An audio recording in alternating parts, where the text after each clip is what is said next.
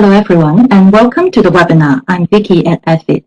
If it's your first DFAT webinar, I'd like to let you know that there is chat area in the left-hand corner at the bottom. You can type in your questions there or let us know if you're experiencing any technical difficulties. Now, can I please have someone to type into that area to confirm that the sound is coming through?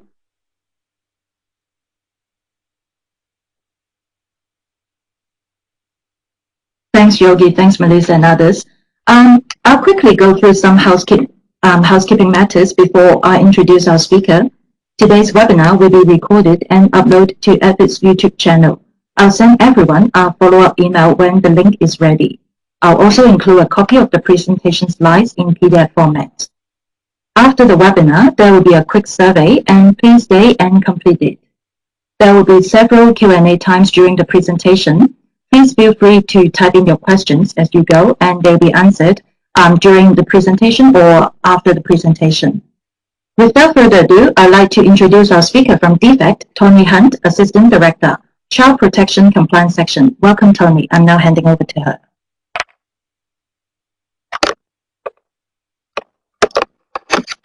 Thank you, Vicky. Welcome everyone and thanks for attending today's session.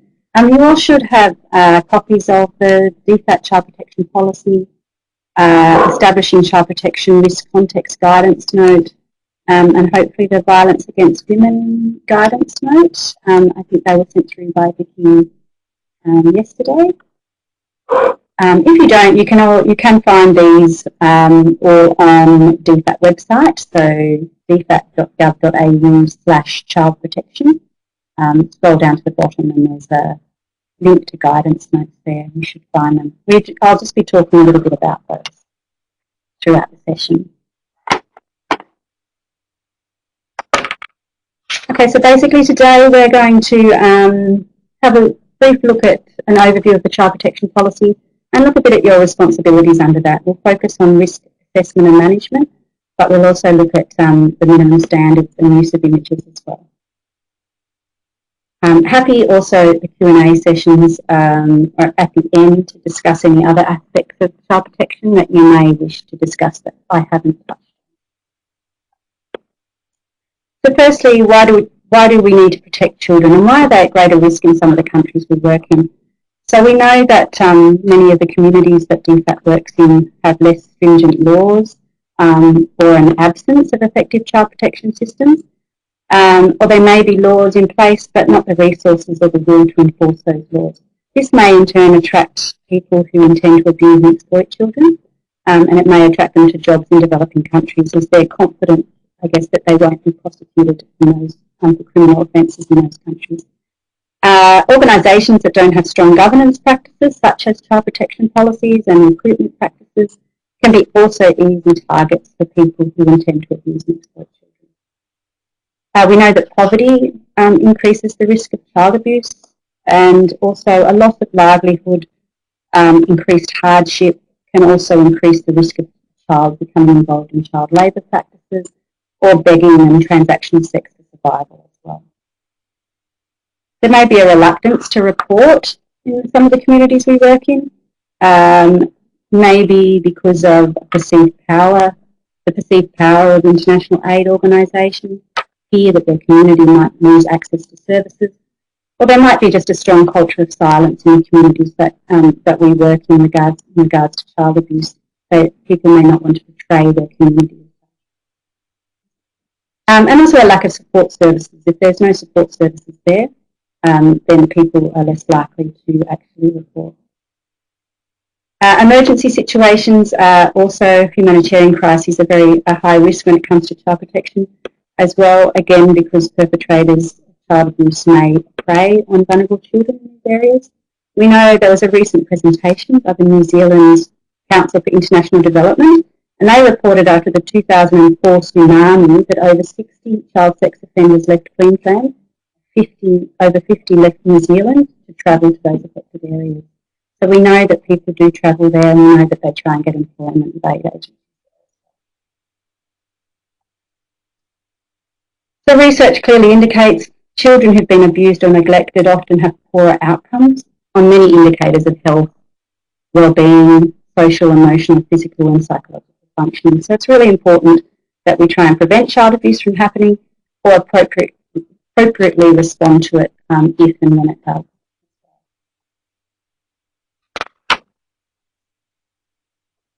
So to this end, DFAT has a child protection policy which we ask our partners to comply with under their contracts. It applies to all of DFAT funded programs and all of those are in scope. Principle-based multilaterals, DFAT staff and other bilateral donors are expected to comply with the principles within the policy. DFAT staff also have we have a conduct and ethics chapter in the conduct and ethics manual that applies to DFAT staff regarding child protection, and we also have our overseas codes of conduct.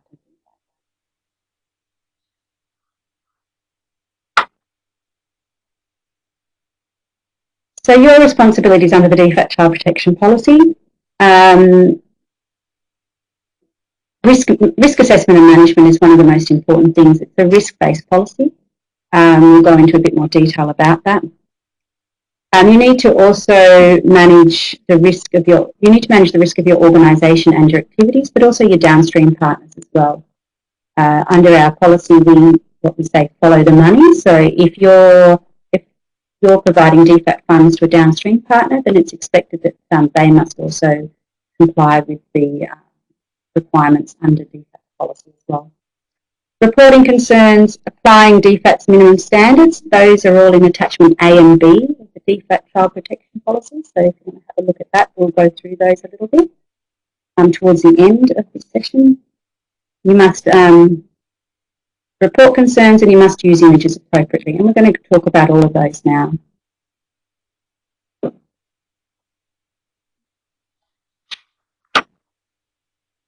So let's have a look at risk management. So DFAT's policy in 2017, it used to be just a policy looking just at our aid partners, but in 2017 it was broadened out to go across all DFAT partners, but it was changed so that now it's what we call a risk-based policy. So this is given effect by asking the question in the first instance is, does the program, activity or grant involve potential contact with children or working with children? If the answer is yes to either of those, then we need to, the policy applies to those activities or organisations. If the answer is no, then the DFAT minimum standards don't apply. So if the answer is yes to working with children or contact with children, then you must undertake a risk assessment, a child protection risk assessment. You must look at the risks to children within that activity and within your organisation. If it's working with children, then you must apply or build on all of the minimum standards in attachment A and B of our policy. If it's contact with children, then you need to apply the appropriate minimum standards to manage the risk. So you look at your risks that you've looked at within your assessment and you try and manage those appropriately. It may be that you need to apply all of the standards to manage that risk, or you just may need to apply a couple. We do recommend and ask that you at least ensure that in all cases that you have reporting processes in place, some form of training for staff so that they understand their requirements to protect children, and also training, training, you can also have code of conduct. There's one other, and I've just lost it. I'll come back to that. They must always undertake a risk assessment and immediately report any suspected or alleged instances of child abuse as well. They're the minimum when it comes to contact. Okay, so if everybody wants to have a quick have a look at the guidance note that we have, establishing child protection risk context guidance note. We're just going to go through a quick activity just so you can see the tools that we have in place to help you with assessing the level of contact with children. So as we say, the first thing you need to do to determine whether or not you need to apply the policy is to ask that question. is it a working with children activity or a contact with children activity? Step 1, Part A, which is page 4, of the guidance note of establishing child protection risk context, has a list of questions that you can use and go through. There's also a definition. There's definitions on what working with children and contact with children are on page 11 of this guidance note. So working with children means being engaged in an activity with a child where the contact would be reasonably expected as a normal part of that activity. So it's not incidental to that activity, that contact. So you're actually working directly with children. So for example, an education program or a health program. And it includes volunteering as well. Contact with children is being engaged in an activity or a position that involves or may involve contact with children, but so it can be more incidental contact with children, for example. So it might be that you're undertaking training for women in, it might be violence against women training or educational information sessions. Children may attend, but you're not specifically working with children. In that case, it's probably contact with children activity. So let's have a quick look at step 1, part A. If we have a look at this group activity, you're managing a financial literacy program for women in the Pacific. You engage a local subcontractor to conduct training and outreach to women in Fiji. The subcontractor will travel to a number of remote islands. We don't have a lot of information, but if we quickly have a look at the questions, we can see under number 1, contact with children assessment, we can see that in answer to question 2, personnel will be working in a remote and rural location, which would be yes. Degree of isolation. Does it involve being alone with a child but not enough to be working with children? In this case, maybe. They're working in a remote village. That's maybe. Does it involve activities that are away from an organisation's location? We'd probably answer yes. And we might also answer yes to involves unpredictable or remote settings. In online contact, we might answer no. But because we've answered yes to something under contact with children, then we can say it's definitely a contact with children activity. Let's have a look at the questions under working with children. We have a look at these. These are more questions about, are you going to be working directly with these children? Are you engaging, are you demonstrating a skill to a child? Are you going to have to, is your position going to have to involve physical contact with a child? If we go through these, we're likely to, there may be some when we have a lot of information we say yes to, but we're likely to probably say no to most of these. So if you say no to everything under working with children assessment, but yes to everything in contact, then you can probably likely say it's a contact with children. If you say yes to 1 or a number under number 2, working with children assessment, then you may determine that it's a working with children activity. So you can use this step as well as the definitions to make that sort of decision as well.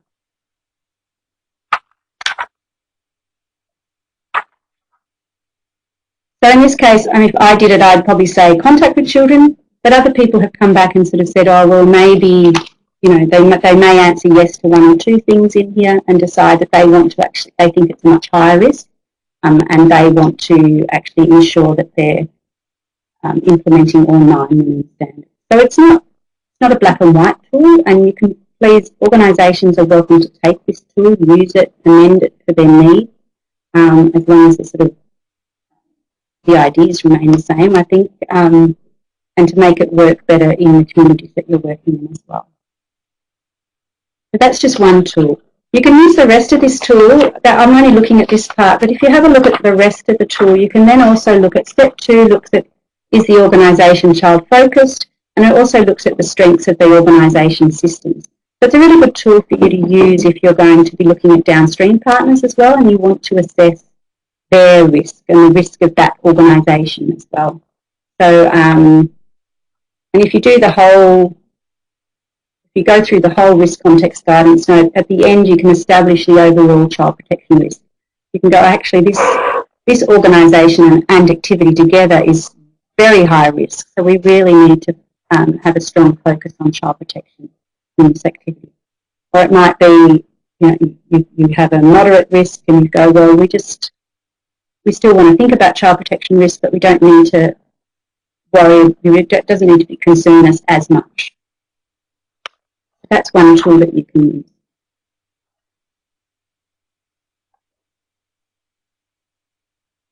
So this is another slide to show you the tools that we have available. So the risk management cycle, it's assess the level of contact we've talked about, assess partner systems, and establish the risk context. Those three things you can do by using that guidance note.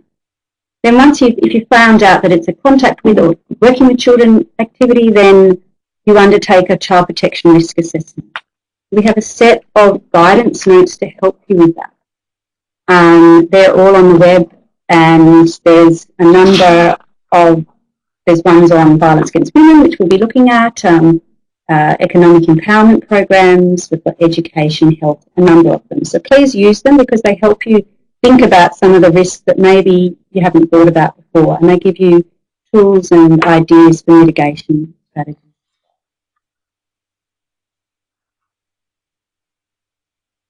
So just quickly, risk management involves assessing the risk. So what could go wrong? What risks might exist for children? And then you look at the likelihood and consequences for that. And you can use your own organisation's risk documentation. You don't have to use DFAT. You can use whatever works for you. Then managing risk. You're looking at, you identify then ways of reducing the risk. Our 9 minimum standards within our policy can help you with that, and so can the guidance notes. And then you need to have procedures in place when things go wrong, and this helps minimise the risk, or minimises the harm from continuing, or minimises the risk from continuing if you have those procedures in place to manage issues when things go wrong. Here's a list of the child protection guidance notes we have in place. We do have a list of ones that we need to develop further, such as disability programs is a really big one, and there's a number of other ones concerning trade and the clothing industry and things like that that are on our list, but one day we shall get to them. But if you have got any ideas of guidance notes that you think are really important for us to have and that you want more guidance on, please let us know and we can add those to our list. So I'm just going to quickly look at, so we've got if everyone's got the Violence Against Women Programs guidance note, I just really want to have a quick look at that because when looking at an example, of whether if your organisation was managing a shelter for women and children who are escaping family violence. So the shelter provides accommodation and counselling for 5 families, so it's a big house, and it includes boys up to the age of 14 as well.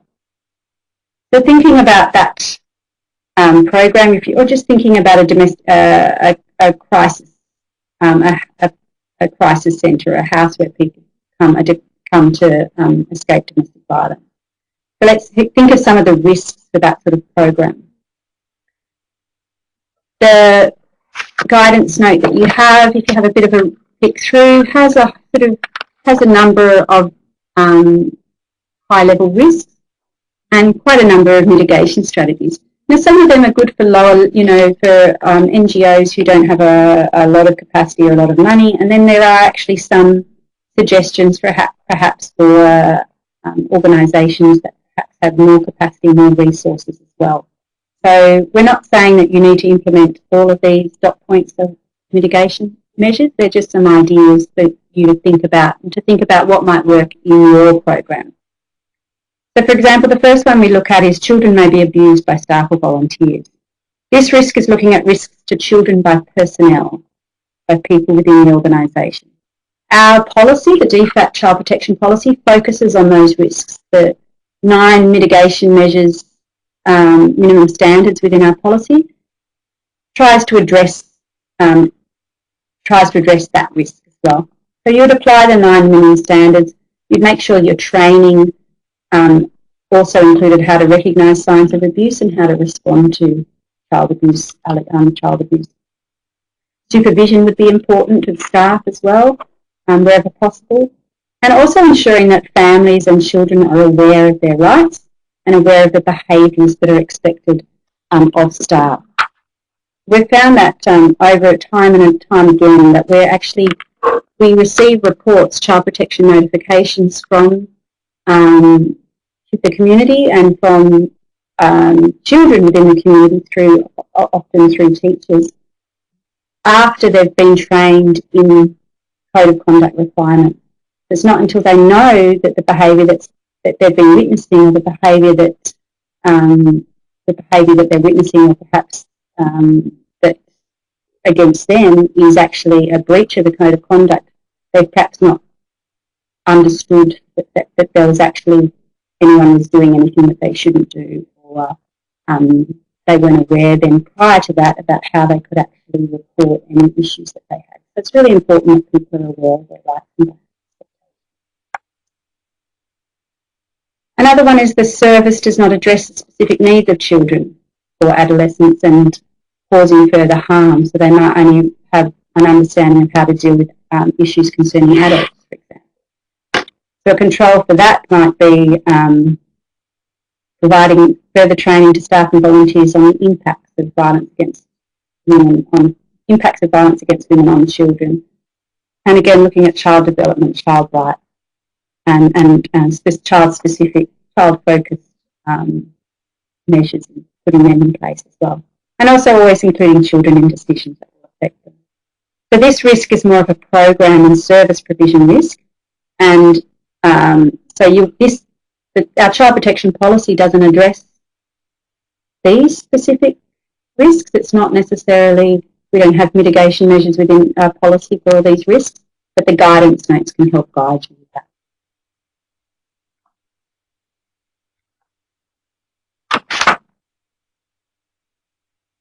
So here are just some high-risk settings, just to give you a bit of an overview of them. We talked a bit about isolated or secluded regions with limited services. Awareness of child abuse may be less than in urban areas, and less support options and things like that. We know that children living with disability are at a much increased risk of child abuse as well. So if you're working in any of these settings, just be aware that there is an increased risk, and be aware that ensure your organisation or the organisations you work with have safeguarding measures in place.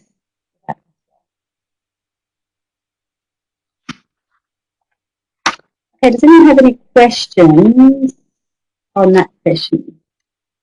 Okay, so I've got one from Yogi. What is the minimum evidence to include when reporting to avoid unwarranted reporting blame without factual justification? Okay, so if you have a look at, we'll actually talk about mandatory reporting next, but I'll quickly talk about that now. We talk about reasonable suspicion, but admittedly we haven't defined it for you, but it is on our list for the next policy iterations to actually define what do we mean by reasonable suspicion. So by that we would mean for me, a reasonable suspicion would be if a child discloses something to you. Okay, I think that is enough reasonable suspicion. You know that children are unlikely to lie about this. It does happen, but for young children, 98% of allegations concerning child abuse are found to be real. But I think we also, when we think about this, we need to start thinking about our requirement to always uphold the best interest of the child in everything we do.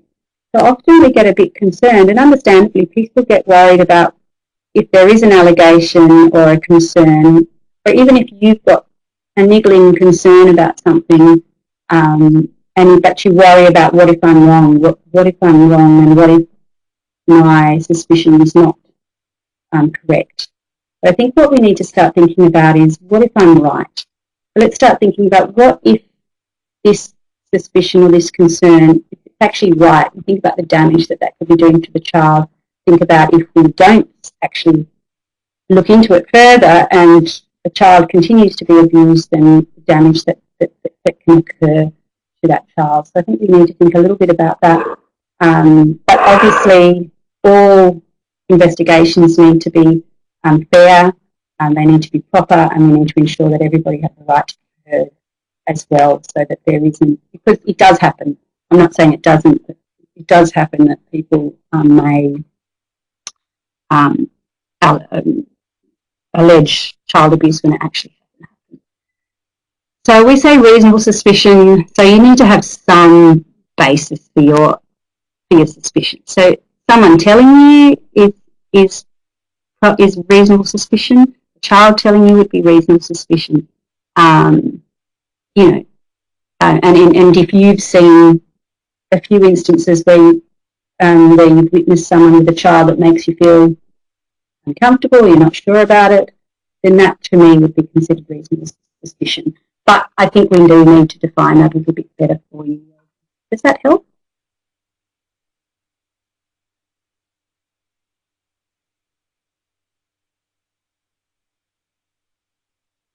We do have a whistleblower. Yeah, so I got my information on that. There is a DFAT does have a whistleblower policy, and I don't have the details here with me now. And we do also recommend that our organisations, certainly those who are accredited under the ANCP accreditation program, that they have whistleblower policies in place to protect a reporter as well. And we do allow for confidential reporting too, as far as we can. If a report ends up needing, if it's a criminal matter and it ends up going to police and courts and things like that, then the person's confidentiality may not be able to be maintained. But as far as possible, we do try and we can maintain that confidentiality. But witness protection, we certainly, part of, within our reporting processes, what we do, we have sort of standard guidelines for how we respond to allegations or notifications, but we always look at each one on a case-by-case basis to ensure that the safety of the child obviously is paramount, but also the safety of the person who has reported that. We try to ensure we don't do, well, we endeavour and to ensure that all of our actions don't increase harm in any way. But I can provide you, Yogi, with our whistleblower policy outside of this session, if you like. I don't have it right here. Are there any other questions on that?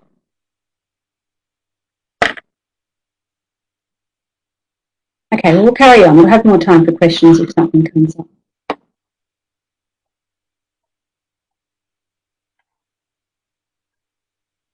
Okay, so mandatory reporting. All allegations or suspicions of reasonable suspicion of child abuse or exploitation. We also ask you to, and this might help you, Yogi, we also ask you to report any code of conduct breaches. So we have attachment B of our child protection policy has code of conduct, and it's a really important tool. It helps ensure that people understand the behaviours that are expected of them, but also if people are breaching that code of conduct and perhaps breaching it more than once, then it might show a pattern of behaviour that might show that that person may not be as safe as we'd hope they'd be. So it's really important that if you do witness codes of conduct breaches, that you do report them up your line, and then they would go on to DFAT. For us, it's important just to make sure that they're being managed appropriately and that people are being suitably retrained, for example, or depending on the nature of that breach as well. So that can help where you don't. If you've just got a suspicion about someone's behaviour, it can come under a code of conduct breach. And policy non-compliance. So if you've got an organisation that just repeatedly doesn't undertake correct recruitment and screening, for example, then we want to hear about that, because we may need to go to them and provide them with additional training and support as well. We try and, we don't often use a stick approach, so we like to help people wherever we can. You report to the Conduct and Ethics Unit in our area. It's Child Welfare at DFAT. And if it's to do with a partner organisation, it comes to our team and we help manage it. If it's staff organisation, it comes to our team and we help manage it. If it's staff, it stays with Conduct and Ethics. If it's to do with an Australian overseas, then our transnational crime area looks at that. So you're also required to report any suspicions or allegations of child abuse or exploitation by Australian citizens as well, or Australian companies. So they're not even linked to your organisation at all.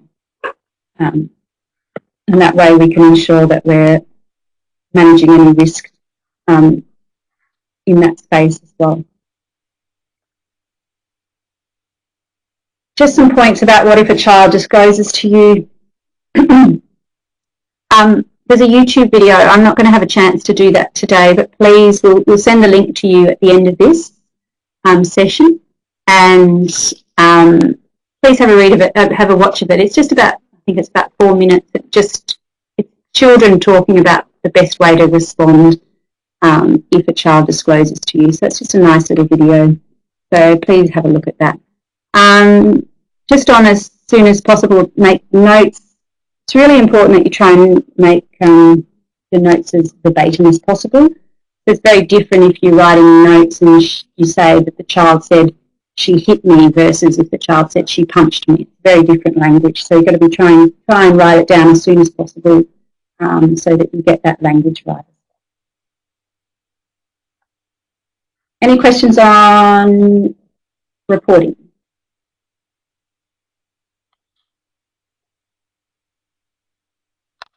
We just talked about that, so that should be fine.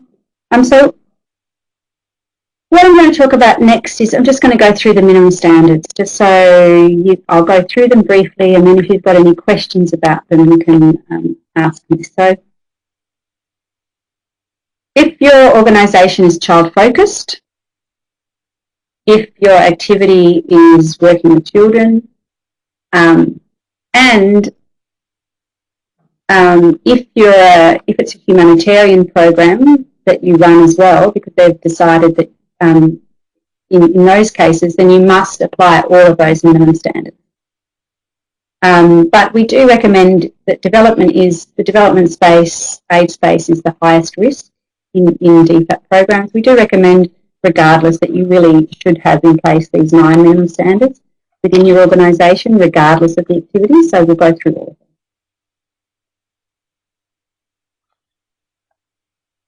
So you must have a child protection policy. It doesn't have to be 20 pages long. It can just be a statement, and all your other sort of, you might have a policy that looks at your HR policies, and all your recruitment and screening information can be in there. And we don't expect it all to be in a policy. It's up to you to decide how that's going to look, and whether or not you have all the information in one policy, or whether you have bits and pieces everywhere, as long as it's really clear to people where they find that information. Clarity is the most important. As I said, it must apply to all staff, all volunteers, board members, downstream personnel, subcontractors. You need to make sure that everyone understands their requirements underneath the policy. If we were to do an audit on your organisation, we'd be looking for a documented plan for your downstream partners. We want to see how are you actually ensuring that your downstream partners know of their requirements. Is it in the contracts, your downstream partner contracts? How do you ensure that they are complying? Because that's your responsibility to make sure they are. Recruitment and screening, criminal record checks. Where these aren't possible or they're not worth the paper they're written on, sometimes we also suggest stat decks as well, where somebody can disclose any prior offences or disclose whether or not they have had prior offences. We've got a recruitment and screening guidance note which provides further detail on this, and it has an example stat deck. If neither of these are going to be very worthwhile, then we just recommend you beef up the other areas here. So verbal referee checks, we ask for 2. Maybe if you can't, maybe you want to increase that to 3. We ask for verbal referee checks rather than written because people are less likely to lie to you when you're on the phone, when you're speaking to them. Also, you can ask specific questions regarding children and their work with children. And again, this guidance note that I've mentioned down here has suggested verbal referee questions. So you can just pick and choose from them. If it's a working with children position, then we ask that you have behavioural-based interview questions when you interview that person. Again, we have examples in our guidance note, recruitment and screening guidance note. And staff, your new staff also must sign something that discloses any prior offences or acknowledges they don't have any prior offences. So that's our minimum standards there. The first 2, criminal record checks and verbal referee checks, they're the minimum for contact with children position. Codes of conduct, really important. We have a code of conduct. We have an example at attachment I think it's attachment 2 of the child protection policy. We ask that our partners' codes of conduct at least apply those, but we do expect, we like to see people to add to that code of conduct, because this is a bare minimum code of conduct. Your specific organisation or your specific activity might have different risks or specific risks. So if it's an education organisation, then you might want to add some different additional clauses to your code of conduct, either for the whole organisation or at the particular activity level as well. So we recommend that you add to it if you can. So it outlines the do's and don'ts of behaviour and relationships with children and their families. It protects children, but it also protects staff as well, because it makes clear the organisation's standards for acceptable behaviour, and it must be signed by all personnel, not just the CEO. It's got to be every single personnel needs to read it and sign it. Also, it's able to protect staff more, because if staff follow it, it's less likely that you'd ever be in a position that may be perceived incorrectly. So it can subsequently help stop allegations that aren't true against you as well, if you make sure you uphold those as well. And again, it gives an organisation a tool to help determine appropriate behaviour, and staff to determine appropriate behaviour. And when abided by everyone in the organisation, it can pick up grooming behaviour. So there was a case study, a Royal Commission case study into the YMCA, which talked about a man called Jonathan Lord, and he worked for the YMCA, and they had beautiful policies. They had, well, not necessarily beautiful policies, but they had lots of them, policies in place. They had a code of conduct that they had to adhere to. Part of that code of conduct was you must not take photos of the children, you must not babysit the children outside of hours, and you must not change nappies, bathe the children alone or with the door closed. There are things like this. So he was doing a lot of babysitting. He was taking a lot of photos of children, and he was doing a holiday program as well as a early childhood program, and so he was exchanging social media messages as well. But he was also babysitting children outside of the childcare centre. And people were concerned about his behaviour, but his boss was doing that stuff too. So his boss was also working outside of the childcare centre and babysitting. So she wasn't upholding the code of conduct and the rules within that. So people felt a bit funny about reporting him, because they're reporting him to the boss and she's doing the same thing. And so he just never got reported. And it was found that he was abusing children during that time. So this is just an example of if the leaders of that organisation were ensuring that the code of conduct was upheld and was applied by all staff, then people could have picked up more this grooming behaviour by Jonathan Lord, and he would have less likely been able to continue that abuse as well. So just one sort of example about how it's really important to make sure everyone upholds those codes.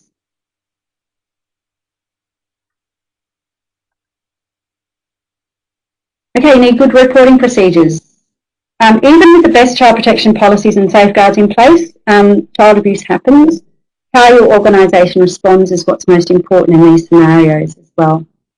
And actually,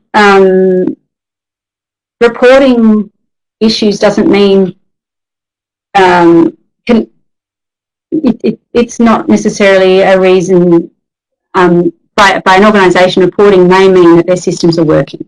It's not, whilst it's a terrible thing to have to make a report, it's not actually something that needs to makes an organisation look bad, certainly from our front, from DFAT's point of view, because it shows that your systems are working and you have reporting processes in place and you're managing and dealing with these issues as they arise, because they we're not going to be able to stop all child abuse as well. And one of the biggest hurdles to personnel reporting child exploitation and abuse is that there are no formal systems in place to do so. And we saw that in the 2002 Save the Children UK report, which found it implicated 67 aid and UN peacekeepers in transactional sex and child sex abuse. And people knew it was happening, but they didn't know how to report it. And if they did report it, there weren't any processes in place to manage that. So we need to have clear processes for staff and the community, safe that put children's interests, it puts the interest of children first, transparent so that everyone knows that it exists and how to access it, and also that it's available to all as well. Child protection officers are great to have because they can have focused training, they can perhaps be trained in investigations and managing issues concerning children as well. So it's recommended that you think about having child protection officers to deal with this as well. Training doesn't have to be a whole day, depending on your level of risk of your organisation. If you're a child-focused organisation that does a lot of work in children activities, then you would probably need much more detailed training than an organisation that, say, doesn't, might have some, maybe an infrastructure company, something like that, but they're not working directly with children. But everyone needs to be aware of their responsibilities. They need to be aware of how to report concerns.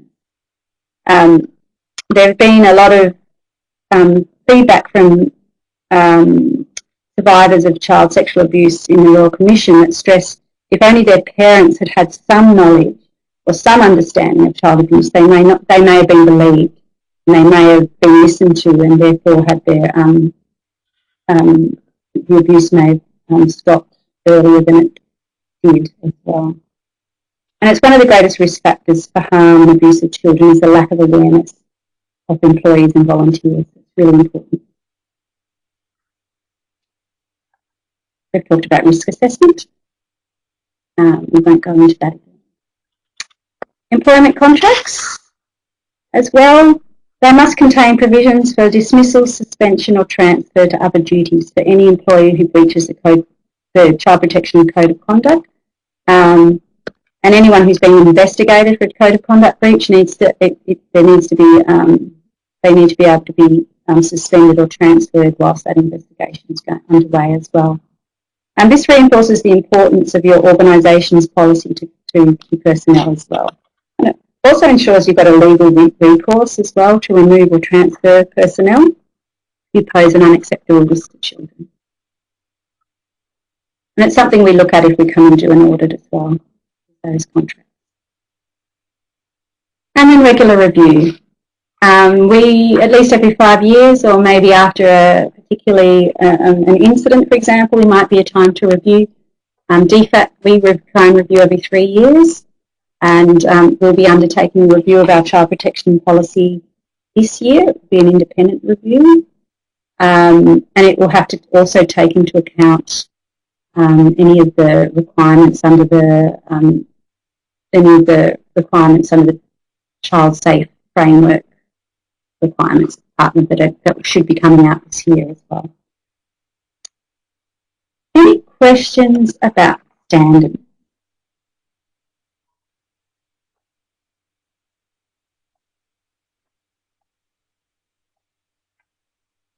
No?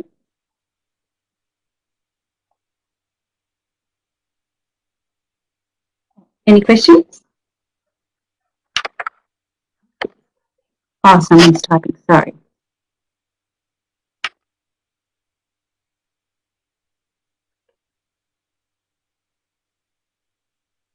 Just wait and see if someone comes out with a question.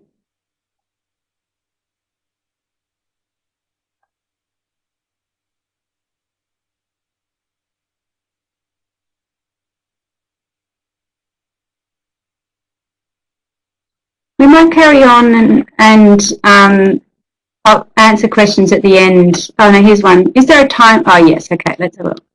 Here they come. Is there a time frame to lodge a report for it to be valid? No. No, there's no, oh, look, there might be legally, but to DFAT there's not, because regardless, you know, the onus of proof, for example, is less. We're not a court of law, for example, so there's no time frame to lodge a report, but we do ask for immediate reporting if you know it. So if you are aware of an allegation, then we prefer you do it sooner rather than later. Is it common for a child protection officer role to be included within another role?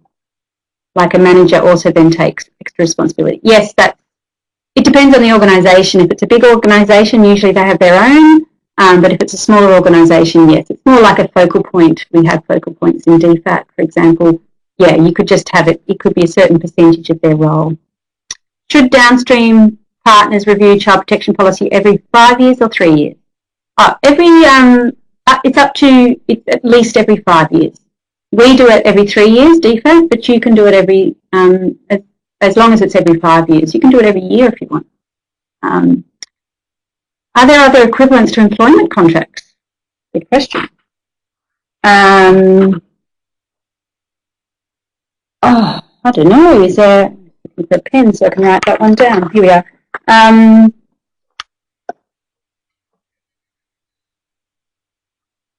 not sure.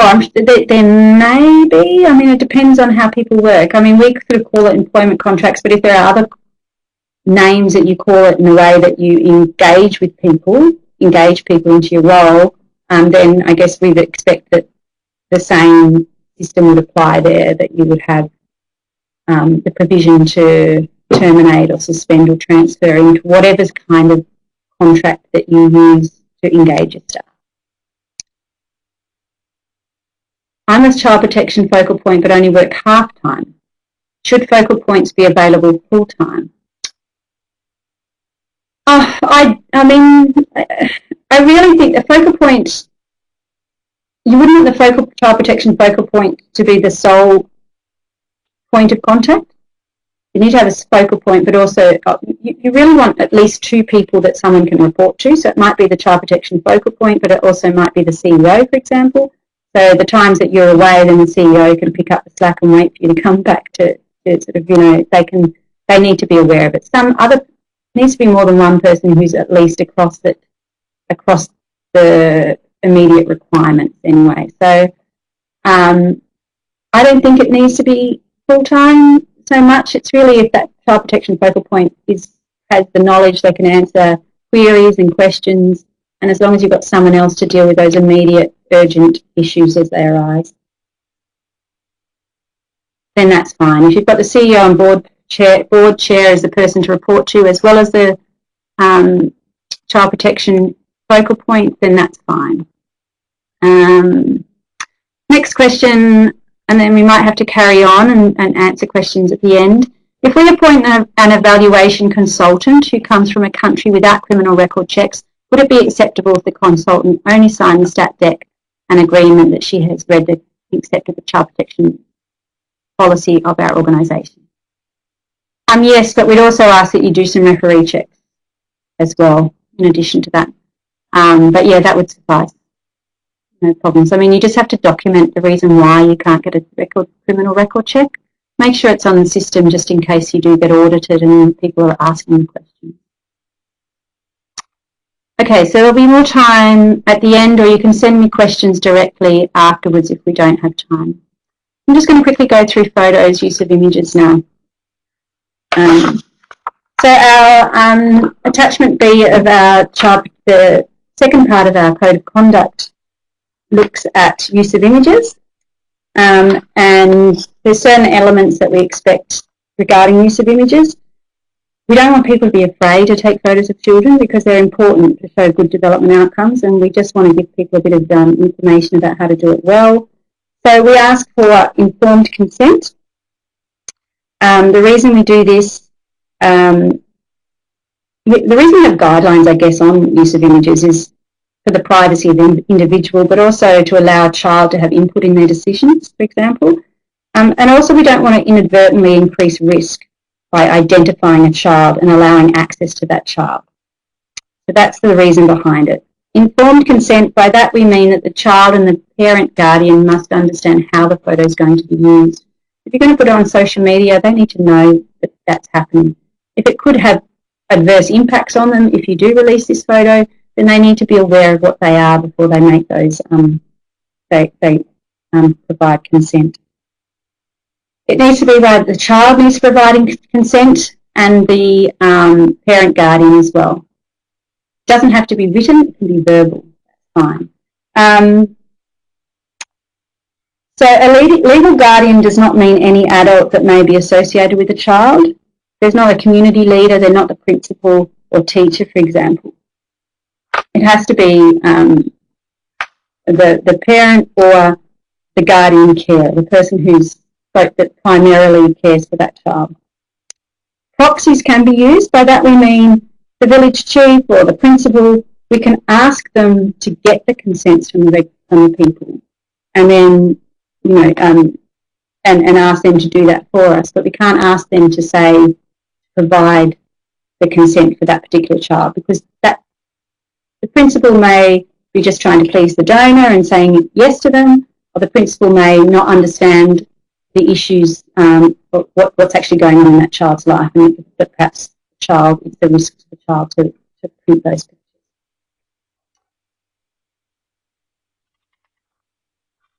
Photos must present children in a dignified and respectful manner, and not in a vulnerable or submissive manner.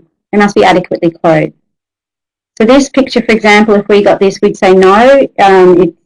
Whilst it's been used previously in multiple aid publications, now we would say it's inappropriate. He's inappropriately clothed. He's not dignified. He's in a submissive position. And that we would suggest that a different photo would be used. So we cannot use this type of photo in regard to a DFAT funded activity.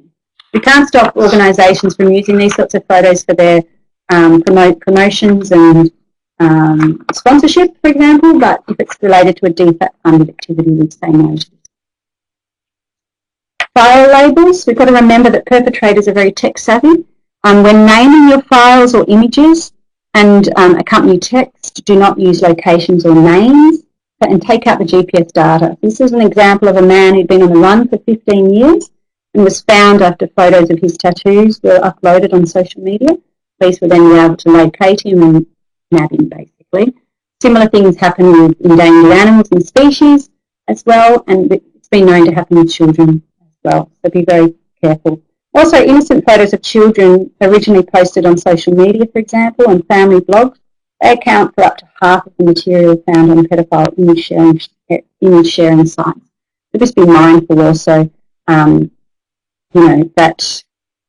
photos that are uploaded that perhaps do show a child in a vulnerable or submissive manner, or do show a child that's not fully clothed, can actually be used for inadvertently used for purposes for image sharing with pedophiles. a good example of how to convey a message about a sports for development program without needing to even show the face or get consent of those children, because no one actually can see who they are.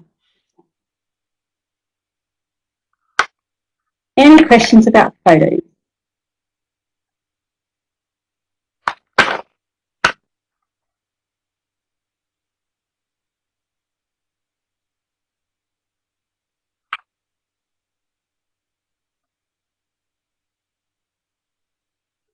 Got some people typing, so I'll just wait for a little bit while they finish their question.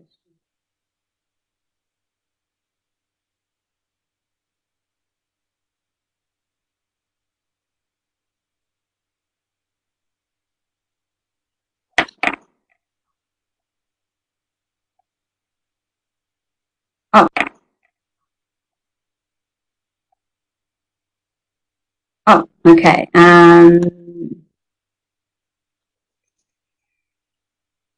Okay, I've got one question about focal points. Is it better to have male or female focal points? We think it's good practice if you've got a male and a female person to report to, but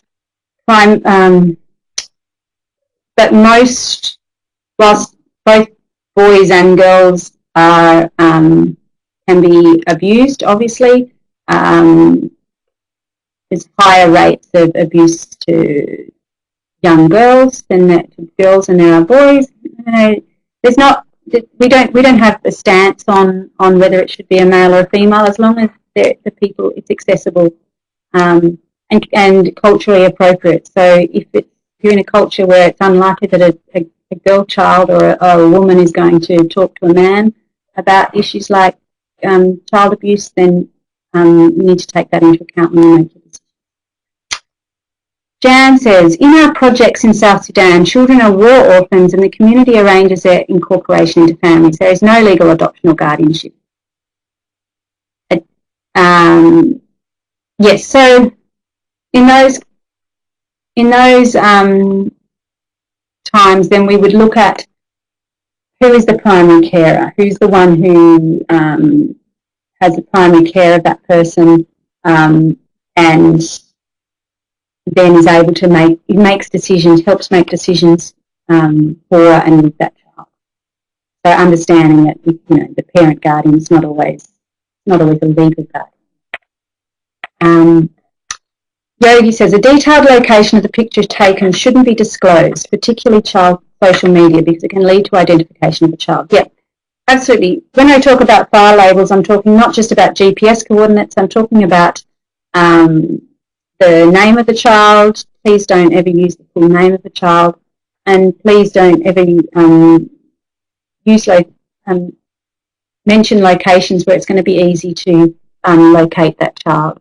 For example, rather than use the village or the small town that they live in, for example, use the province or instead. So just to think about those risks, and really it's all about risk. I mean, we're managing risk. So we're looking at let's have a look at a photo. What's going to be the risk of uploading this? How can we reduce the risk in any way to the possible implications, the possible risk to this child? So it's about managing that. My question relates to consent of guardians. The chief arranges the family grouping.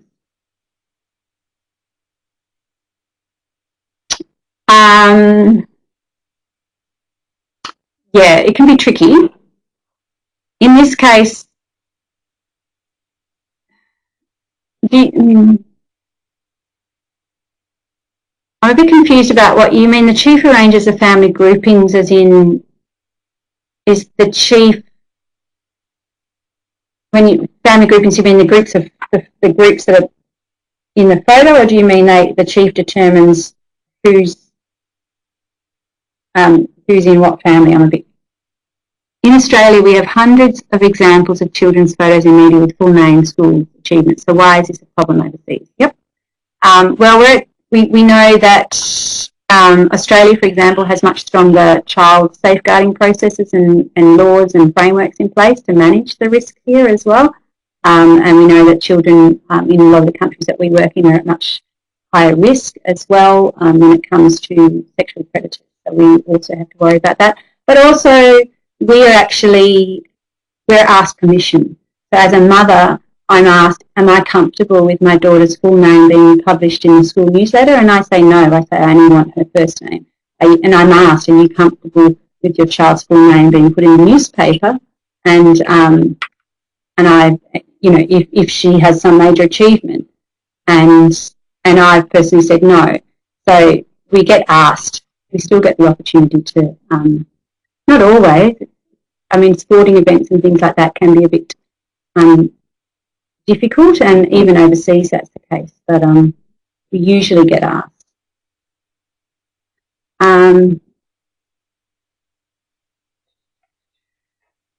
Okay, so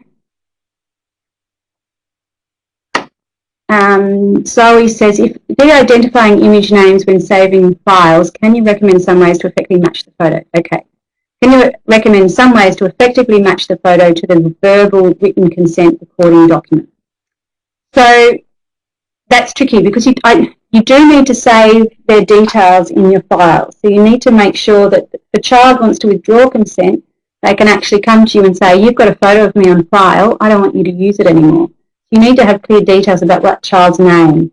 So it's about, you need to save the file with with the child's full name and details, but you need to make sure that that file is fairly secure. But when it's published, you need to make sure that you de-identify that.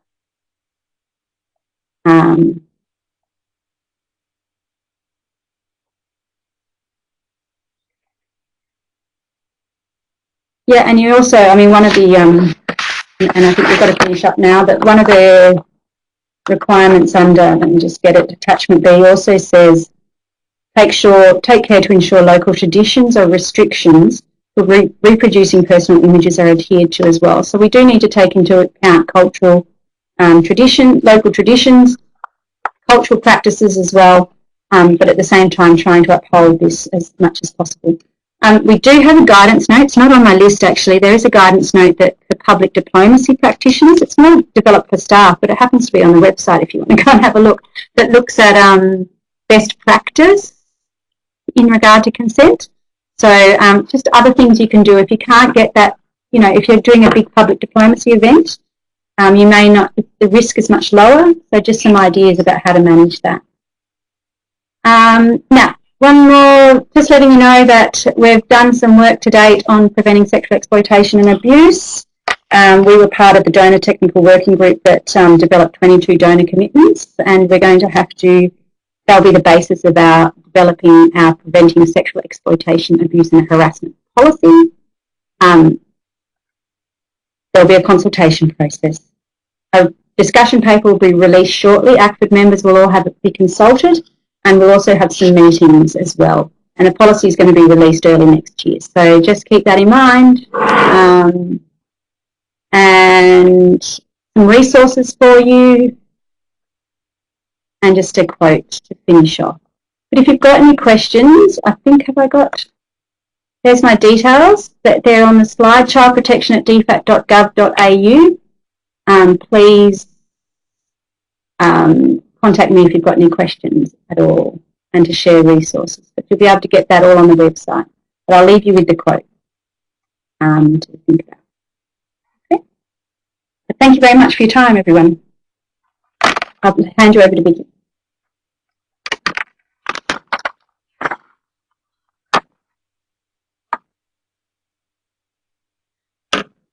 Thanks, Tony, and thanks everyone for joining us. I would like to take this opportunity to quickly promote our spotlight on the code.